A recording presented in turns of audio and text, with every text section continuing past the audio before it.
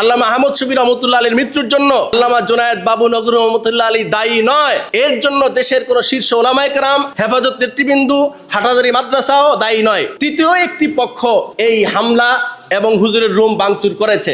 শাইখুল ইসলাম আল্লামা শাহ আহমদ শফি রহমতুল্লাহ আলীর মৃত্যুর জন্য সেখান থেকে শুরু করে আজ অব্দি আমি কোন হেফাজতের নেতা এবং বিশেষভাবে আল্লামা জুনায়েদ বাবুনগরী এবং হেফাজত ইসলামের কোন নেতা দেশের কোন শীর্ষ আলেম ওলামাকে দায়ী করিনি। এটি সম্পূর্ণ ভিত্তিহীন একটি বানোয়াট কথা।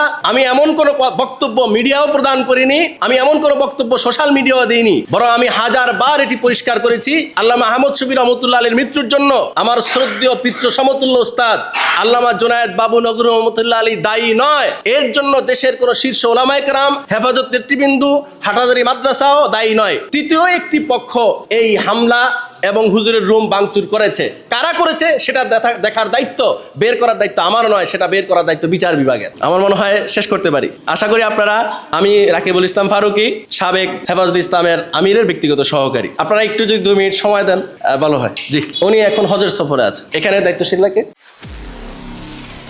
নিরপেক্ষ, সত্য প্রকাশে আপোষহীন।